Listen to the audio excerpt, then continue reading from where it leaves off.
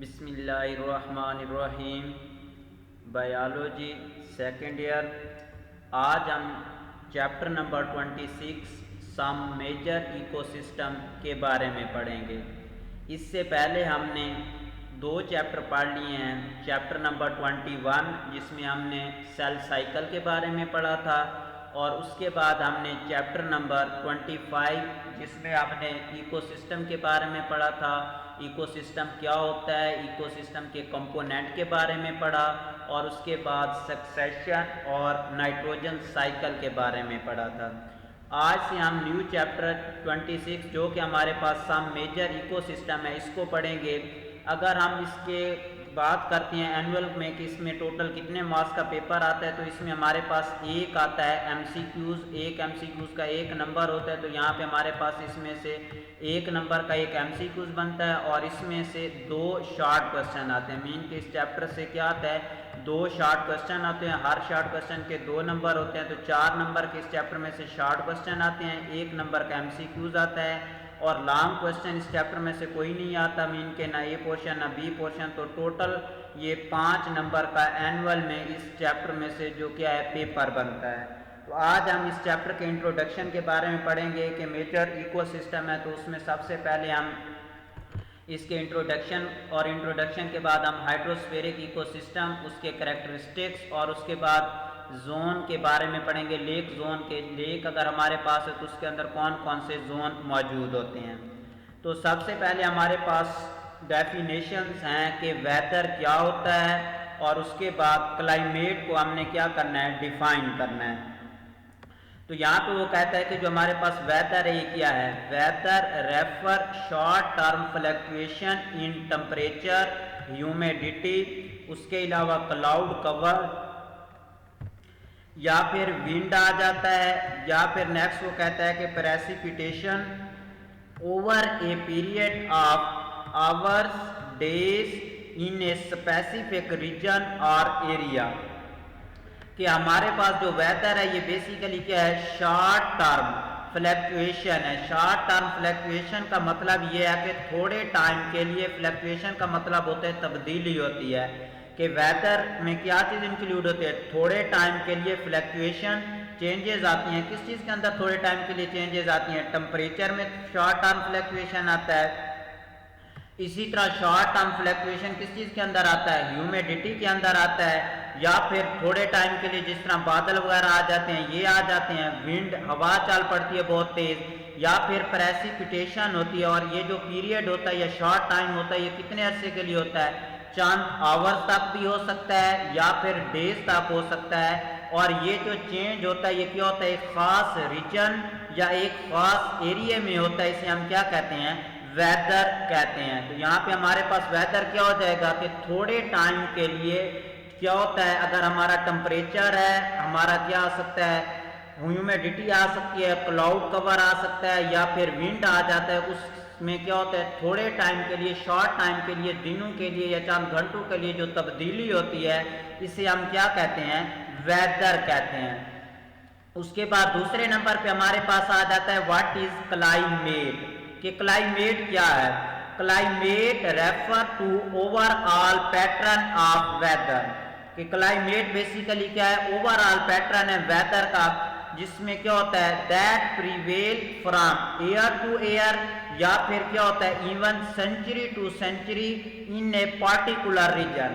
कि एक खास जो हमारे पास एरिया होता है वहाँ पे जो ओवरऑल पैटर्न होता है, जिसकी जो क्या हो सकती है, जो रहता है, कायम रहता है कई सालों तक, या फिर सेंचुरी टू सेंचुरी मीन के कई 100 साल तक, मीन के क्या होता है जो ओवरऑल हमारे पास वेदर का पैटर्न है इसे हम क्या कहते हैं, क्लाइमेट कहते हैं। तो ये हमारे पास दो शॉर्ट क्वेश्चन में आ सकता है क्वेश्चन के व्हाट इज वेदर या फिर व्हाट इज क्लाइमेट। तो क्लाइमेट जो होती है शॉर्ट टर्म चेंजेस होती हैं टेम्परेचर के अंदर, ह्यूमिडिटी के अंदर, क्लाउड कवर के अंदर, जो कुछ दिनों तक या कुछ आवर तक एक खास रीजन में रहती है, इसे हम वेदर कहते हैं। और जो क्लाइमेट होता है ये हमारे पास क्या होता है, ओवरऑल पैटर्न ऑफ वेदर होता है, ईयर टू ईयर या फिर सेंचुरी टू सेंचुरी एक खास रीजन में। नेक्स्ट हमारे पास शुरू होता है कि व्हाट इज इक्वेटिक या फिर हाइड्रोस्फेरिक इकोसिस्टम। के इक्वेटिक या फिर हाइड्रोस्फेरिक इकोसिस्टम क्या है? यहाँ पे वो कहता है कि this system in water, hydro का मतलब होता है वाटर, इक्वेटिक में भी हम वाटर को लेते हैं कि ये ऐसा सिस्टम होता है जो पानी के अंदर मौजूद होता है, जहाँ पे क्या होता है जो लिविंग थिंग और नॉन लिविंग थिंग होती हैं इनके दरमियान क्या होता है एक्सचेंज, तबादला होता है किस चीज़ का? मटेरियल का। कि पानी के अंदर जो लिविंग थिंग होती हैं या नॉन लिविंग थिंग होती हैं वो क्या करती हैं? एक्सचेंज करती हैं, इंटरचेंज करती हैं किस चीज़ का? मटेरियल का। और इसके अलावा जो ट्रांसफ़र होता है एक लिविंग और नॉन लिविंग के दरमियान पानी के अंदर एनर्जी का ट्रांसफ़र, या फिर जो एक्सचेंज ऑफ मटेरियल होता है पानी के अंदर लिविंग और नॉन लिविंग के दरमियान, इसे हम क्या कहते हैं? हाइड्रोस्फेरिक इकोसिस्टम कहते हैं। या फिर इसका दूसरा नाम हमारे पास क्या चीज़ आ जाता है? Aquatic ecosystem. अब हमारे पास ये शॉर्ट क्वेश्चन आता है कि व्हाट इज इक्वेटिक या फिर व्हाट इज हाइड्रोस्फेरिक इकोसिस्टम? ऐसा इकोसिस्टम जो क्या होता है पानी के अंदर मौजूद होता है, जिसमें पानी के अंदर जो लिविंग थिंग होती हैं या जो नॉन लिविंग थिंग होती हैं उनका आपस में एक्सचेंज होता है किस चीज़ का? मटेरियल्स का वो करते हैं एक्सचेंज। इसके अलावा एनर्जी क्या करते हैं? ट्रांसफर करते हैं। इसे हम क्या कहते हैं? इक्वेटिक या फिर इसे हम क्या कहेंगे? हाइड्रोस्फेरिक इकोसिस्टम कहेंगे। उसके बाद हमारे पास आ जाता है जो इक्वेटिक या फिर हाइड्रोस्फेरिक इकोसिस्टम होता है, ये बेसिकली क्या होता है? इसकी टाइप्स की जब हम बात करते हैं तो हमारे पास दो तरह का इक्वेटिक या हाइड्रोस्फेरिक इकोसिस्टम मौजूद होता है। पहले नंबर पे हमारे पास आ जाता है सॉल्ट वाटर और सेकंड नंबर पे हमारे पास आ जाता है फ्रेश वाटर इकोसिस्टम। अब जो साल्ट वाटर होता है ये बेसिकली कंसिस्ट ऑफ होता है किस चीज़ पर? ओशन पर या फिर क्या होता है? सीज पर कंसिस्ट होता है। और ये हमारी जो अर्थ है इसका जो 71% टोटल क्या होता है? एरिया होता है, वहाँ पे क्या चीज़ है? साल्ट वाटर प्रेजेंट होता है। मीन कि अगर टोटल सॉइल या टोटल अर्थ की हम बात करते हैं तो जो टोटल अर्थ का 71% एरिया है वहाँ पे क्या होता है? सॉल्ट वाटर या फिर जिसे हम सी वाटर कहते हैं ये क्या होता है? प्रेजेंट होता है। और दूसरे नंबर पे हमारे पास आ जाता है फ्रेश वाटर। अब फ्रेश वाटर में हमारे पास रिवर, पॉन्ड, स्ट्रीम्स और लेक्स ये किस चीज़ में इंक्लूड होते हैं? फ्रेश वाटर में इंक्लूड होते हैं। और फ्रेश वाटर जो टोटल हमारे पास अर्थ है उसका लेस देन 1% क्या करता है? एरिया कवर करता है। तो ये हमारे पास दो टाइप्स हैं इक्वेटिक इकोसिस्टम की, फ्रेश वाटर, दूसरे नंबर पे क्या चीज़ आ जाता है? Salt water. सॉल्ट वाटर में ओशन और सीज इंक्लूड होते हैं और ये टोटल अर्थ का 71% एरिया कवर करते हैं। और अगर फ्रेश वाटर की बात आती है तो fresh water river, stream, pond वगैरह इसमें इंक्लूड होते हैं और ये टोटल अर्थ का लेस देन 1% एरिया क्या करते हैं? कवर करते हैं। उसके बाद आ जाता है कि common feature of aquatic ecosystem, कि अगर हमारे पास इक्वेटिक या हाइड्रोस्फेरिक इकोसिस्टम है तो इसकी कौन कौन सी प्रॉपर्टीज हैं, कौन कौन सी खसूसियात हैं।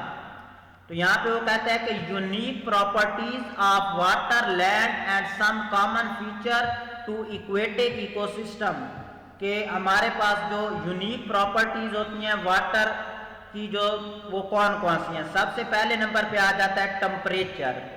जो टेम्परेचर होता है ये वाटर के अंदर स्लोली चेंज होता है एज कंपेयर टू एयर के। मीन कि अगर टेरेस्ट्रियल इन्वायरमेंट में टेम्परेचर जो होता है ये क्या होता है? बहुत तेजी के साथ क्या होता है? चेंज होता है। लेकिन अगर हम इक्वेटिक इकोसिस्टम की बात करते हैं, पानी में हम जाते हैं तो हमें क्या है वहाँ पे जो टेम्परेचर चेंज होता है वो क्या होता है? बहुत स्लोली अकर होता है। और ये एक इम्पॉर्टेंट कैरेक्टरिस्टिक्स है इक्वेटिक इकोसिस्टम की, कि जो इक्वेटिक इकोसिस्टम है वहाँ पे जो water change in its temperature, mean के पानी का जो टेम्परेचर होता है वो बहुत स्लोली चेंज होता है किस चीज़ के अंदर? पानी के अंदर एज कंपेयर टू एयर। दूसरे नंबर पे आ जाता है अब्जॉर्प्शन ऑफ एनर्जी। अगर हम बात करते हैं एनर्जी की तो एनर्जी जो होती है पानी के अंदर ये एबिलिटी होती है, तो वो क्या करता है, हीट को अब्जॉर्ब करता है। और ये कैरेक्टरिस्टिक्स हम पार्ट 1 के अंदर इंपॉर्टेंस ऑफ वाटर में पढ़ रहे हैं, कि जिसमें हीट कैपेसिटी ऑफ वाटर हमने पढ़ा था कि पानी के अंदर ये एबिलिटी होती है, ये क्या कर लेता है, लार्ज अमाउंट ऑफ हीट को क्या कर लेता है, अब्जॉर्ब कर लेता है with minimum change its temperature, कि अपने टेम्परेचर को कम चेंज करते हुए ये क्या करता है, लार्ज अमाउंट ऑफ जो हीट एनर्जी होती है या एनर्जी होती है उसको ये क्या कर लेता है, अब्जॉर्ब कर लेता है। तीसरी कैरेक्टरिस्टिक वाटर की आ जाती है कि nutrients are near to bottom which support the life in aquatic ecosystem, कि पानी के अंदर जो न्यूट्रिएंट्स होते हैं ये मौजूद होते हैं, और मौजूद कहाँ पे होते हैं, बॉटम, मीन के जो बॉटम सरफेस होती है वहां पे मौजूद होते हैं, और ये पानी जो न्यूट्रिएंट्स होते हैं ये सपोर्ट करते हैं इक्वेटिक लाइफ को। यहाँ पे वो कहता है कि abundant water with appropriate temperature होता है, उसके बाद वाटर जो होता है इसेंशियल रिक्वायरमेंट है फॉर लाइफ, और हमें ये पता है कि जो लिविंग ऑर्गेनिज्म होते हैं उनका 65 से लेके 89% जो बॉडी होती है वो वाटर पर कंसिस्ट होती है, इसीलिए वो कहता है कि वाटर जो है ये जरूरी है लाइफ के लिए।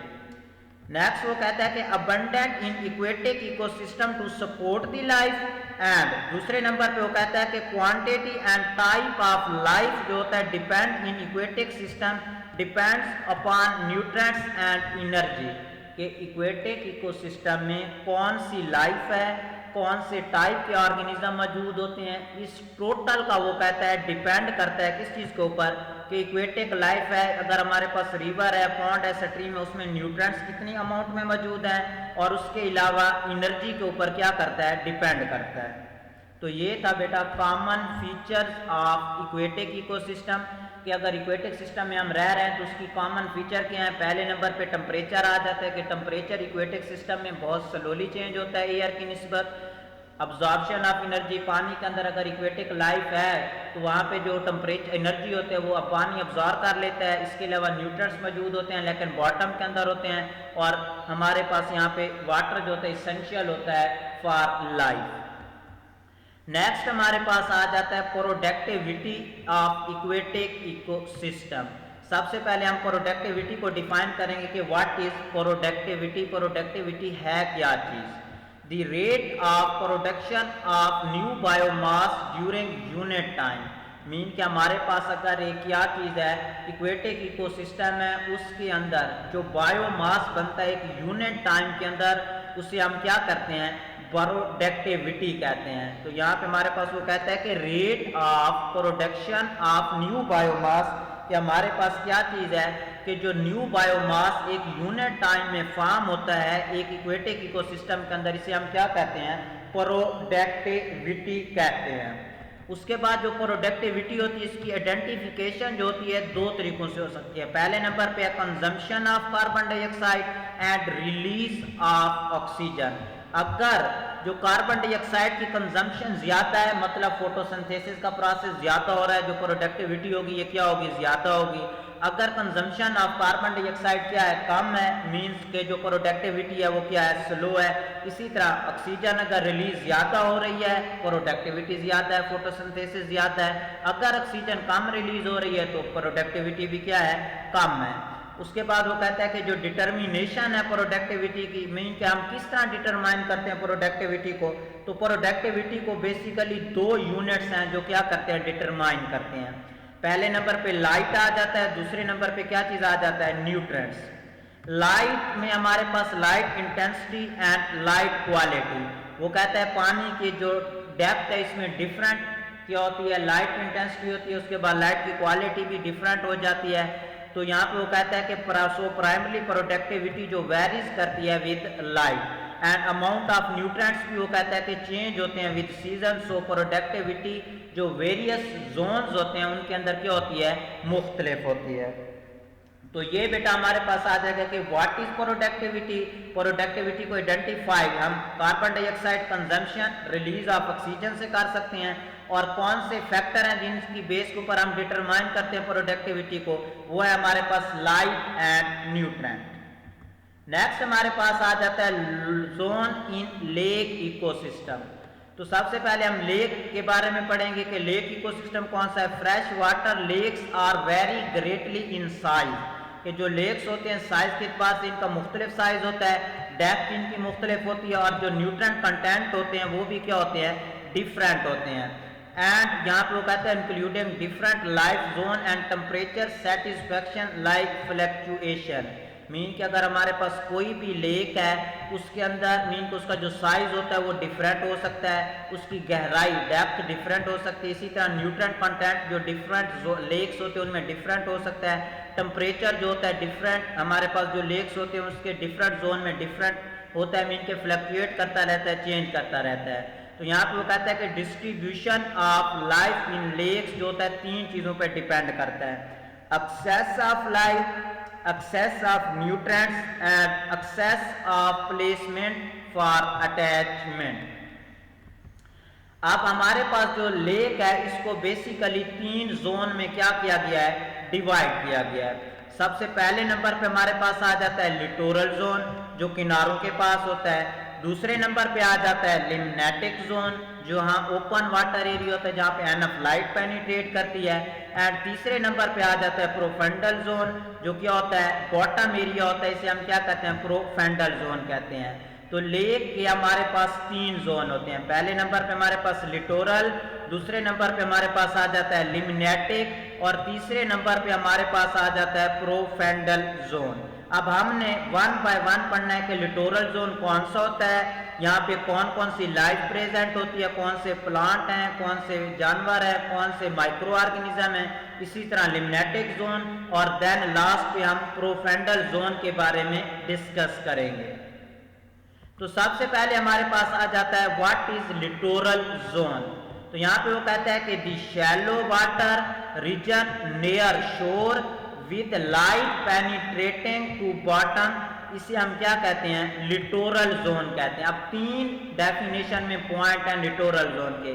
पहले नंबर पे है शैलो वाटर, शैलो वाटर का मतलब है यहाँ पे पानी जो होता है कम गहरा होता है। दूसरी बात नियर शोर, नियर शोर का मतलब होता है ऐसा जोन है लिटोरल जो किनारों के करीब होता है। और तीसरे नंबर पे क्या होता है, जहां पे लाइट जो होती है पेनिट्रेट करती है काफी ज्यादा, इसे हम क्या कहते हैं, लिटोरल जोन कहते हैं। ये हमारे पास आ जाएगी कि डेफिनेशन के what is littoral zone. Littoral zone ऐसा जोन होता है जो क्या होता है, शैलो होता है, मीन के कम गहरा होता है, किनारों के करीब होता है, जहां पे एनफ लाइट पेनिट्रेट करती है, इसे हम क्या कहते हैं, लिटोरल जोन कहते हैं। यहाँ पे आप डायग्राम में देख रहे हैं ये वाला जो एरिया इसे हम किस चीज का नाम देते हैं, लिटोरल जोन का नाम देते हैं, जहाँ पे क्या कर रहा है किनारों के, यहाँ पे आप देख लें किनारों के करीब है, यहाँ पे भी किनारे के करीब है, कम शैलो, मीन के ये शैलो है, यहाँ पे इतना गहरा नहीं है और उसके बाद लाइट भी यहाँ पे एनफ पेनिट्रेट कर सकती है, इसे हम क्या कहते हैं, लिटोरल जोन कहते हैं। अब यहाँ पे वो कहते हैं कि इन this zone water is shallow, mean के पानी कम गहरा होता है। ये तो हमारे पास लिटोरल जोन की डेफिनेशन हो जाएगी कि कम शैलो होता है, कम गहरा होता है, शोर किनारों के करीब होता है, लाइट पेनिट्रेट कर सकती है।